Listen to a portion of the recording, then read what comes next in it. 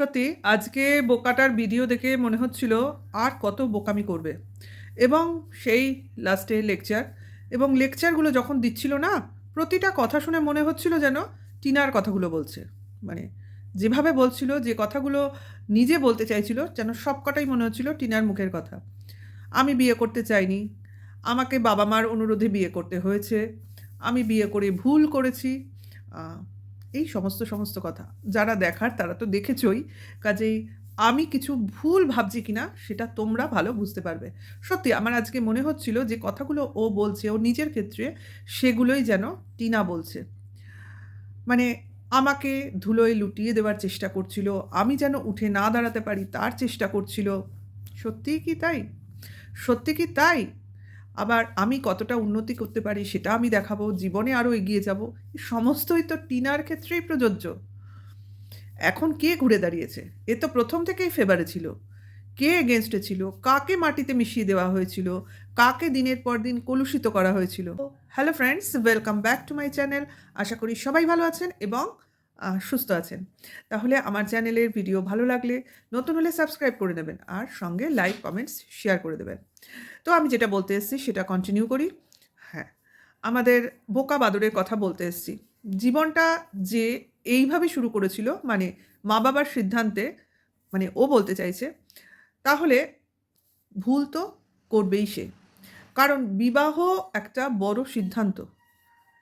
আবার তার মতো এইজে আজকে তার যদি 35-36 এইজ হয় সাপোজ, তাহলে তখন বিয়ের সময় বয়স ছিল বিয়ের সময় বয়স ছিল নিশ্চয়ই 30 বা 31।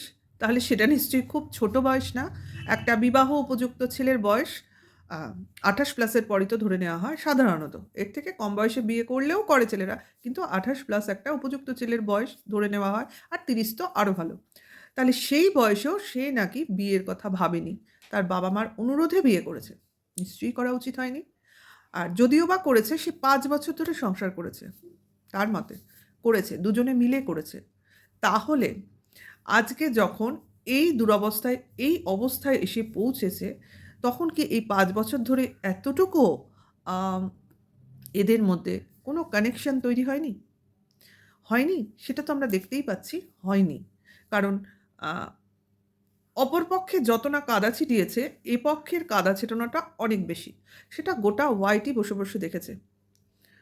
কারণ যার বাড়িতে আমি আছি, যার আশ্রয়ে আছি, যে আমার প্রোটেক্টর, সেই কিনা আমাকে প্রোটেকশন তো দূরে, আমার পুরো সিকিউরিটিটা কেড়ে নিয়েছে। আমাকে লোকের হাতে অবাধে ছেড়ে দিয়েছে। শুধু মুখে মুখে আমাকে অসম্মান করে যাও, আমাকে পতিতালয়ে গিয়ে ফেলে দাও, এমন একটা অবস্থা সৃষ্টি করে দিয়েছে। আমার আর কোনো বিশেষণ নেই কোনো খারাপ যেটা আমার ওপর ইউজ হয়নি। কি করে পেরেছে সে স্বামী হয়ে? আজকে সে বলতে বসেছে আমার ভুল হয়েছে, আমার বিয়ে করাটা ভুল হয়েছিল। বিয়ে করেছো, ভুল করেই হোক ঠিক করেই হোক, বাবা মার ডিসিশনেই হোক, করেছো তো। প্রাপ্ত বয়স্ক একজন পুরুষ যে বিয়ে করে, বিয়ে করার সময় সে যেভাবেই করুক, বিয়ে যখন করেছো, 5টা বছর যখন কাটিয়েছো, সন্তান যখন হয়েছে, তোমার দায়িত্ব সবার উপরে, তোমার বাবা মার উপর দায়িত্ব বর্তায় না, তার স্ত্রীর। তাহলে সেইখানে তুমি পুরোটাই ফেইলিওর। আর তারপরে বলছো তোমাকে গাটারে ফেলে দিয়ে গেছে। 5 লাখ টাকা তুমি ওর যাবার আগে নিয়ে নিয়েছো, কি আগে পরে নিয়েছো। চ্যানেল দুটো তাকে নিতে দাওনি, তার ফোন তাকে নিতে দাওনি, তার সন্তান তাকে নিতে দাওনি। তবু তারপর বলে গেছো ও সন্তান নিয়ে যায়নি, স্টিল নাও এখনো বলে যাচ্ছ। তাহলে কে এখানে শয়তান? কার মাথায় শয়তানি বুদ্ধি? কার মনে ক্রূরতা? আর কে ভালো মানুষ সাজছে? এখনো এখনো অন্যের উপর আহ, মাথায় খাড়া ঝুলিয়ে দেবো? লোক কি ঠুলি পড়ে আছে চোখে? হ্যাঁ, কয়েকজন আছে। কারণ তারা বুঝলেও তারা কখনোই স্বীকার করবে না তাদের ভুলটা, কারণ তারা হেরে যাবে এই ভয়ে। সত্যিটা সবসময় মানে কঠোর হয় এবং শুনতে ভালো লাগে না কারুরই। কিন্তু তা বলে তো সত্যিটা মিথ্যে হয়ে যাবে না, কোনো সময়ই যাবে না। হ্যাঁ, যার দোষ সে স্বীকার করেছে, কিন্তু তোমার দোষ তুমি কোনোদিনও স্বীকার করনি। তুমি তোমার বউকে প্রোটেকশন দিতে পারোনি, তুমি তোমার সন্তানের মায়ের কাছ থেকে তার সন্তানের অধিকার কেড়ে নিয়েছো, প্লাস নিজের সন্তানের প্রতি অবিচার করেছো, তার মাকে তার কাছে থাকতে দাওনি। এবং বলে পরবর্তীকালে বলেছো তার মা মারা গেছে। এইগুলোর জবাবদিহি যতক্ষণ না পরিষ্কার করে আমাদের কাছে আসছে, আমরা কাকে দোষী বলবো সেটা আমরাই আমাদের সিদ্ধান্তের উপর বেস করে ঠিক করব। যে দোষ সে করেছিল সে তো স্বীকার করে নিয়েছিল, বারবার স্বীকার করে নিয়েছে, অন ক্যামেরা স্বীকার করেছে, কিন্তু তারপরেও তাকে কোনোভাবেই মাফ করে দেওয়া যায়নি। চেষ্টা করা হয়েছে সে যেন কোনোদিন উঠে দাঁড়াতে না পারে, সে যেন কোনোদিন সম্মানের সঙ্গে লোকের সামনে বেরোতে না পারে, সে যেন এমন অবস্থা সৃষ্টি করব সে যেন আত্মহত্যা করতে, মানে আত্মহত্যা করা ছাড়া তার আর কোনো রাস্তা না থাকে, এই অবস্থার আমি সৃষ্টি করে দেবো। এতটা মানে আমার অভিসন্ধি আমি চালাতে চেয়েছিলাম, কিন্তু পারিনি, কারণ তার ফ্যামিলি বন্ডিংটা তাকে বাঁচিয়ে দিয়েছে। সে যে কী পজিশানে ছিল, কিভাবে নিজেকে সারভাইভ করেছে, কিভাবে এইভাবে মানুষের সামনে এসে আবার সসম্মানে এগিয়ে চলছে সম্ভাব্য ভবিষ্যতের দিকে, সেইটা দেখেই এখন জ্বলন বাড়ছে, জ্বলন হচ্ছে মনে। তার জন্য নিজেকে এখনও প্রমাণ করতে চাইছি আমি কত ভালো, আমি কত নিপীড়িত। আমার মতো এত নিপীড়ন কেউ সহ্য করেনি। কে কার উপর নিপীড়ন করেছে? 5 বছরের ব্লগিং আমরা দেখেছি, 5 বছরের ব্লগিং না, 3 বছরের ব্লগিং আমরা তো দেখেছি। তাহলে তাহলে সেখানে তো কোনো নিপীড়ন দেখতে পাওয়া যায়নি। যেভাবে বলে না লোকে, টিনার উপর নিপীড়ন বোঝা যায়নি, সেরকম তোমার উপর নিপীড়ন কোথা দিয়ে বোঝা গেছে? তারপরেও তো তোমার কূটবুদ্ধি সবসময় চলেছে। আজ অবধি এর কোনো জবাবদিহি পেলাম না, যেটা কিনা জুন মাসে, না সরি, জুন জুলাই মাসে যে প্লটিংটা হচ্ছিল, এদের মধ্যে ঝামেলা ঝঞ্ঝাট, আলাদা বাড়ি, বাপের বাড়ি গিয়ে একা চলে যাওয়ার যে কথাগুলো আমরা টিনার মুখ দিয়ে শুনেছিলাম ম্যান্ডি স্যান্ডির দ্বারা প্রভাবিত হয়ে, তার ফরে একটা কথাও বলতে শোনা যায়নি এই বাদরকে। কেন কেন তাহলে সেই ভিউজগুলো যে কামানো হয়েছিল লোককে ঠকিয়ে, তার উত্তরটা কোথায়? এখানে কে নিপীড়িত? কাকে এসব ভুলভাল বোঝাতে বসে যাচ্ছে? এখনও এত কিছু দেখার পর এখনও লোকে ওই ফালতু কথায় প্রভাবিত হবে? হবে? ভালো থাকার অধিকার কার নেই? কার ভালো থাকার অধিকার নেই? কোন দিন নিজে ভালো ছিল না? সবই তো নাটক। বাড়িতে ফুল ফ্যামিলিই হচ্ছে নাটকবাজ, কারণ যা করে সমস্তই ভিডিওর খাতিরে করে। একটা খাবে সেটাও ক্যামেরায় দেখাতে হবে, একটা কোথাও যাবে সেটাও ক্যামেরায় দেখাতে হবে, বা একটা কিছু কিনবে সেটাও ক্যামেরায় দেখাতে হবে। এখন আবার নতুন জিনিস শুরু হচ্ছে, যেহেতু ভিউজ কমে যাচ্ছে আমি নতুন পদক্ষেপ নিতে যাচ্ছি। তোমরা আমার ভিডিও রোজ রোজ দেখে যেও, তাহলে ধীরে ধীরে বুঝতে পারবে। যখন করবে, কি করতে পারবে করো, আমরা দেখব, তার জন্য রোজ ভিডিও দেখতে হবে। আচ্ছা, এটাও একটা প্রমোশনাল ভিডিওর মতো হয়ে গেল, মানে আমি এরম ধরনের কথা তোমাদের বলবো এবং কিছু হয়তো করব, তোমরা আমাকে ফলো করো। ওকে, ফলো তো করতেই হবে, কন্ট্রোভার্সি তো করতেই হবে, আমাদের করতেই হবে, এর ভিউয়ার্সরাও করতে হবে, কিন্তু ওই ডিভোর্সটা চলা অবধি, তারপরে আর না ওটা হয়ে গেলে মোটামুটি একে ফলো ওই মাঝে মাঝে ওই ম্যান্ডি স্যান্ডির মতো ওরম ব্যাপারটা হয়ে দাঁড়াবে। যাই হোক, কদিন ধরেই খুব গুজব রটছে কিষাণুর হোস্টেলে যাওয়ার ব্যাপার নিয়ে, আমারও ভিডিও এসছে, আজই এসছে। যাই হোক, সেখানে একটা কমেন্টস এসছে, একজন করেছে যে 5 বছরের আগে বাচ্চাদের হোস্টেলে মোটেও দেওয়া যায় না। একদম ঠিক কথা, এত সত্যি কথাটা সবারই জানা, কিন্তু লোকে ওভারলুক করে যায়। সেটাই ওভারলুক হয়তো হয়েছে বা এদের জানা নেই, তার জন্য এরকম রটনা করতে শুরু করে দিয়েছে।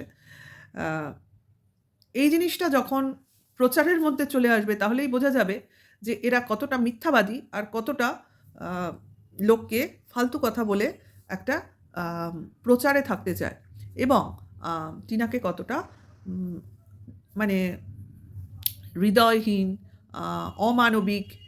একে তো একসময় ছিল কুলাঙ্গার মা, এখন আরও কী মানে কঠোর মা, এরম ধরনের ইয়েতে ভূষিত করতে চায়। কিন্তু ছেলে মেয়ে শিক্ষিত করতে গেলে অন্তত ছেলেদের প্রতি একটু কঠোর হতেই হয়, কারণ মেয়েরা আমরা জানি সাধারণত বাড়িতে রাখার, শাসনে রাখার, বাইরে বাইরে না যাওয়ার একটা সুবিধা থাকে, কিন্তু ছেলেদের সবসময় ঘরের মধ্যে রাখা সম্ভব হয় না। এরা বাইরে খেলতে যায়, মাঠে ঘাটে যায়, বাইরের বন্ধুবান্ধব হয়, সেই ক্ষেত্রে ছেলেদের মানুষ করা অনেক ক্ষেত্রে অনেকটা সমস্যার মধ্যে পড়ে।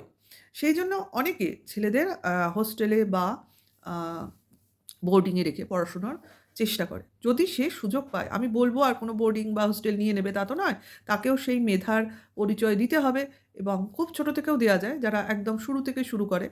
সেরম হলে খুব সুবিধা হয়। কিন্তু মাঝখানে বোর্ডিংয়ে গেলেই তখন তোমার ওই শিক্ষাগত যোগ্যতা ওইগুলো যাচাই করতে হয়। তা এখনও আমাদের ছোট্ট কিষাণুর সেই বয়স হয়নি যে তাকে বোর্ডিংয়ে দেয়া যাবে।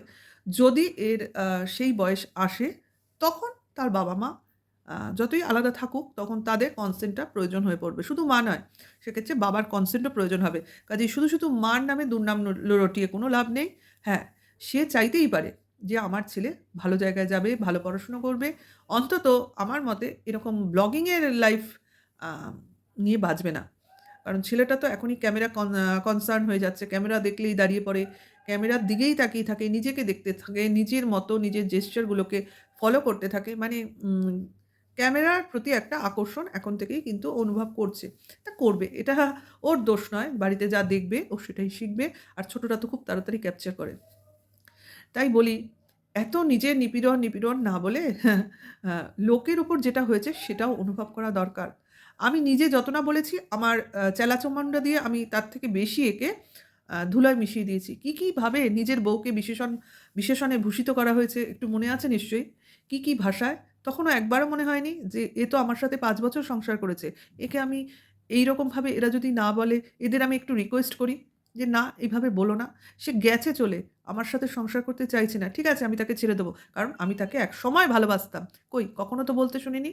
তাহলে এখনো ভালোবাসার কথা বলতে শুনি না। তার মানে কি ভালোবাসাবিহীন সংসার ছিল? তাই হবে হয়তো। না হলে এতটা নিষ্ঠুর হয় কি করে মানুষ? যে আমার সঙ্গে যে ৫ বছর ছিল, যার সন্তান আমার কাছে রয়েছে, যে ছেলেকে আমি অ্যা সবসময় কোলে নিই, কাঁখে নিই, তার মধ্যে তো তার মাও রয়েছে। তাহলে একবারও মনে হয় না সেই মাকে আমি অ্যা এতটা কালিমা লিপ্ত না করব, লোককে বারণ করব, না তোমরা এইভাবে কন্ট্রোভার্সি করো না, এত বাজে ভাষায় বলো না।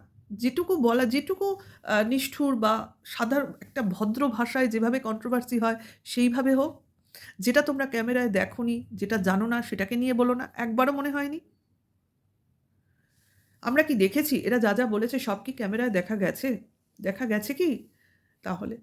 হ্যাঁ, তখনই সব উল্টোপাল্টা কথা চলে আসে। আমার মাকে বলেছে, আমার বাবাকে। টিনার মা-বাবা কি ছেড়ে কথা বলা হয়েছে? টিনার মা বা বাবাকে ছেড়ে কথা বলা হয়েছে? তার দাদাকে ছেড়ে কথা বলা হয়েছে? তার বৌদিকে, তখনও তো তার বিয়ে হয়নি। তাদের ছেড়ে কথা বলা হয়েছে? একজনকেও ছেড়ে কথা বলা হয়নি।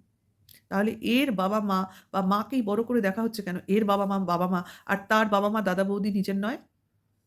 এগুলো হয়েছে এই ওয়াইটির কন্ট্রোভার্সি ক্রিয়েটরদের জন্য। কারণ এরা কেউই ডাইরেক্ট নিজেদের মুখে কিছু সেভাবে বলেনি। এও বলেনি, ওও বলেনি। এ বলেছে আমার কাছে সব জিনিস আছে, আমি সময় মতো দেখাবো। কিন্তু মুখ থেকে সেভাবে বার করেনি। কয়েকটা কল রেকর্ডিং শোনানো ছাড়া। শুধু লোককে দিয়ে বলিয়ে গেছে। কেন? কেন? এই ধরনের জিনিসগুলো হয়েছে কেন? বলে তো কোনো লাভ নেই। যখন হয়েছে তখন লোক তো কন্ট্রোভার্সি করবেই। আর যার যেটা মনে হবে সে সেটাই বলবে। ওর ক্ষেত্রে যেটা হয়েছে, আমাদের ক্ষেত্রেও সেটা হয়েছে। আমাদের যেটা মনে হয়েছে আমরা বলব। কারণ এখানে কখনোই মনে হয়নি যে বাদর নিপীড়িত হয়েছে। বাদর কষ্টের মধ্যে ছিল। আর বাদরি খুব সুখে ছিল বা সুখে আছে। যেটা আছে সেটাও দেখাচ্ছে। যেটা ওর কষ্ট প্রতিদিন প্রতিনিয়ত আমরা জানি। ও কিন্তু কিষাণুর জন্য এই বাদরের ভিডিও নিশ্চয়ই দেখে। দেখে। কারণ ওরও কষ্ট আছে এবং ওর কষ্টটা ওর মার থেকে ভালো কেউ জানে না। ওর মাই হয়তো মেয়ের পাশে বসে তখন মেয়েকে সান্ত্বনা দেয় যে, "না, কিছুটা দিন ওয়েট কর, কিছুটা দিন কষ্ট পা। কারণ এরপর যে সুখটা পাবি সেটা হবে অবর্ণনীয়।" এটুকুই বলার ছিল। ওর ভিডিও দেখে লাস্টের কথাগুলো শুনে মনে হলো যে এইসবের কি খুব দরকার ছিল? খুব দরকার কিন্তু ছিল না। যেটা হয়েছিল সেটাকে আমি আমার মতো করে রাখতাম। তারপর কন্ট্রোভার্সিতে ক্রিয়েটরদের বারণ করে দিতাম, যেটা হয়েছে সেটা আমি হ্যান্ডেল করব। তোমাদের এর মধ্যে ঢোকার দরকার নেই। আমি তো পুরুষ মানুষ, আমি সব পারি। আমি যেভাবে ব্লগিং করছিলাম, ডেইলি ব্লগিং এখন যেমন করছি সেরকমই করব। তোমরা দেখো। তাহলে আমার ভবিষ্যৎটা আমি আস্তে গুছিয়ে নেব। দেখব ভবিষ্যতে কি হচ্ছে আমি বুঝে নেব। তোমাদের এর মধ্যে ঢোকার দরকার নেই। যেভাবে, যেভাবে টিনা কিন্তু সেভাবে কোনো কন্ট্রোভার্সি ক্রিয়েটরকে তার বাড়িতে এন্ট্রি দেয়নি বা কারোকে নিয়ে কোথাও ঘুরতে বেড়াতে যাওয়া বা তাদের সঙ্গে কোনো রিলেশনশিপে যাওয়া, এগুলো কিন্তু সে করেনি। হ্যাঁ, একজনের সাথে তার যোগাযোগ ছিল ফোনে, তাই নিয়ে এত জল ঘোলা হয়ে গেছে। কারণ সে কেন জানবে? এও কারোর সাথে যোগাযোগ করতো, করে কিছু একটা করতো। কিন্তু কারোকে খারাপভাবে বলা আমার মনে হয় না কোনো সঠিক কাজ হয়েছে। হ্যাঁ, নির্যাতনের কথা 498 সেটা নিশ্চয়ই হয়েছে, নাহলে কেস টিনা করতো না। আর ওর মনে সেভাবে কিছু করারও ছিল না, তাহলে সঙ্গে সঙ্গে করতো। আর সঙ্গে সঙ্গে যদি কেসটা হতো, তাহলে এরা এই যে বাইরে বেরিয়ে ঘুরে বেরিয়ে ব্লগিং করছে, সেটা এখন করতে হতো না। ওটা অনেক দেরিতে করেছে এবং মনে হয়েছে যে অনেকটা দেরি হয়ে গেছে, আর মিটমাটের সম্ভাবনা নেই, তখনও করেছে। একটা শেষ সুযোগ নিয়ে তারপর করেছে। কাজে ওকেও পুরোপুরি দোষ দেওয়া যায় না। ও যদি পুরোটাই প্রতিহিংসা পরায়ণ হতো, তাহলে সেই দিন সেই রাতেই করতো, করেনি। কারণ হয়তো তার বাবা মাই তাকে বুঝিয়েছে, না, শ্বশুরবাড়িটা এত তাড়াতাড়ি তুই ছেড়ে দিস না, কিছুদিন সময় দে, কিছুদিন আলাদা থাক। হয় না, ঝগড়াঝাটি হলে আমরা কিছুদিন কথা বন্ধ রাখি, বা আস্তে আস্তে আবার সব মিটমাট করে নিই। যদিও আমরা কখনোই করি না, কথা বন্ধ তো করিই না আমরা। আমি এটা মনে করি, ঝগড়া হোক ঝাঁটি হোক, কিন্তু নিজেদের মধ্যে যোগাযোগ আমরা কখনোই ছিন্ন করি না, ওটা করা সম্ভব নয়। যাই হোক, এরা অল্প বয়সে কীভাবে কে জানে। সেই জন্যই বলি, এত অল্প বয়সে কাউ বিয়ে করো না। বিয়ে করার জন্য এখন আর অল্প বয়সটা ঠিক না। এখন 30-এর পর বিয়ে করলেই আমার মনে হয় লোকের মনে অনেক বেশি দায়িত্ববোধ, কর্তব্যবোধ, একটু মনের স্থিরতা, একটু নিজেকে সময় দেওয়ার পর বিয়ে করলে মনে হয় সংসারের প্রতি সময় দেওয়ার ইচ্ছা এদের হয়। কারণ এখন তো সবার ব্যাপারটা পাল্টে গেছে। আ নিজে আগে পায়ে দাঁড়াবো, তারপর নিজের কিছু ব্যাংক ব্যালেন্স করবো, নিজে একটু আম স্বাধীন লাইফ আ ইয়ে করবো। বিয়ে মানেই তো একটা দায়িত্বে, কর্তব্যে ঢুকে যাওয়া। হ্যাঁ, সেভাবে স্বাধীনভাবে কি বাঁচা যায়? এখন তো সবই ছোট, ছোট ফ্যামিলি, বা আমার সংসারে সবাই যে যার মতো স্বাধীন। কাজেই সংসারে ঢুকতে এখন সবাই মোটামুটি ভয় পায়। কাজেই মনে করে যেন বিশাল জেলখানা। এরকমই ব্যাপার। তা সবাই জেলখানা নয়, বাড়িটা যদি জেলখানা না হয়, তাহলে শ্বশুরবাড়িটা কেন জেলখানা হবে? সেটাকে ভালোবাসতে জানতে হবে। শ্বশুরবাড়ির দিক থেকেও লোককে ভালোবাসতে জানতে হবে। তবেই তো যে মেয়েটা নতুন যাচ্ছে, সে কিনা সেটাকে নিজের বাড়ি, নিজের সংসার বলে ধরে নেবে। তাকে যদি প্রতিনিয়ত খোঁটা দেয়া হয়, এটা তোমার বাপের বাড়ি না, এটা তোমার আম নিজের বাড়ি না, এখানে তুমি শ্বশুরবাড়ির মতো নিয়ম কানুন, একটা উম আলাদা নিয়ম, আলাদা অমুক, এটা হয় না। তাহলে কি মেয়েটা, আজকালকার মেয়েরা তো আম আমাদের সময়ও, আমারও ছিল, বাজে কথা কেন বলব? বাবা-মার নিয়মটা ভুলে যাবো আর শ্বশুরবাড়িতে এসে সব নিয়ম ইয়ে করে নেবো, সেটা না। হ্যাঁ, শ্বশুরবাড়ির একটা আলাদা নিয়ম থাকে, কিন্তু আমার অভ্যাস সেগুলো নিশ্চয়ই বদলে ফেলবো না। সেগুলো কি হয়, শ্বশুরবাড়িতে আমার অভ্যাস যেমন কিছুটা গ্র্যান্টেড হয়, আবার আমি শ্বশুরবাড়িরও কিছু অভ্যাস নতুন করে গ্র্যান্টেড করি। কারণ বিয়ের আগের জীবন আর বিয়ের পরের জীবনের মধ্যে কিছু তো পার্থক্য থাকেই। কিছু আগে যতটা স্বাধীন থাকি, পরে তো সেই স্বাধীনতা পাওয়া সম্ভব নয়। কাজেই আরও কিছু লোকের দায়িত্ব আমার উপর চলে আসে। সেগুলো ১ম অসুবিধা হলে আস্তে, আস্তে করে নিয়েছি। কারণ তার জন্য কিন্তু সর্বোপরি লেগেছে, সবথেকে বড় বেশি সাহায্য করেছে হাসব্যান্ড। সত্যি কথা বলতে কি, শ্বশুরবাড়িতে সবথেকে বড় যদি কারোর হেল্প পেয়ে থাকি, সে হচ্ছে আমার হাসব্যান্ড। সে মনে করুন আমার হাতে ধরে আম সমস্ত কিছু শিখিয়েছে, বুঝিয়েছে, এদের সঙ্গে এভাবে চলবে, ওদের সঙ্গে ওইভাবে চলবে। কোনো কিছু সমস্যা হলে আমায় বলবে, আমি সব কিছু ম্যানেজ করে দেবো। এই যে একটা কেয়ারিং, এই যে একটা বন্ধুত্ব, এটা কিন্তু ম্যারিড লাইফের ফার্স্ট অফ অল একটা বেস। এটাই আগে দরকার। এইসব জিনিস হয় না বলেই সব সংসারে কিছু না, মানে সব নয়, একদম ভুল বলছি। কিছু সংসারে ছোট, ছোট সমস্যা এত বড় আকারে দেখা দেয়। আসলে দুজন লাইফ যখন শুরু করে, দুজন দুজনকে খুব ভালো করে জানতে, বুঝতে, চিনতে হয়। ফার্স্ট অফ অল বন্ধুত্ব করতে হয়। আমার মনে হয় বন্ধুত্বটা থাকলেই অ্যাফেকশনটা আসে, ভালোবাসাটা আসতে একটু সময় নেয়। অন্তত অ্যারেঞ্জ ম্যারেজে লাগে। তারপর তো ছেলে-মেয়ে হলে একটা কানেকশন জন্মায়। ওই কানেকশনের জন্যই দুজন দুজনকে ছেড়ে যাওয়া সম্ভব হয় না। মনে হয় যেন আমাদের ছেড়ে গেলে বাচ্চাটার কী হবে? এই যে একটা চিন্তা, এটাই কিন্তু দুটো মানুষকে এক করে রাখে। হয়তো এদের ক্ষেত্রে সেটা সম্ভব হয়নি। সবার চিন্তাভাবনা এক নয়, সবার মনের জোর এক না, সবাই সবাইকে আ সময় দিতে চায় না, বা পরিস্থিতি এক হয় না। কাজেই আমার সঙ্গে সবার তুলনা চলবে না। ঠিক আছে? যাই হোক, নিজেকে ঠিক রাখতে হবে। আর আমি যদি ওই সব জিনিসের মধ্যেই টাকা, পয়সা এইসব খুঁজি, আ তাহলে তো সেটা স্বার্থপরের সম্পর্ক তৈরি হয়ে গেল। ঠিক আছে? এটুকুই বলার ছিল। আবার অন্য সময় আসবো অন্য একটা নতুন ভিডিওর সাথে তোমাদের সঙ্গে কথা বলতে। এটুকুই বলে এখনকার জন্য টাটা বলছি। আবার আসবো।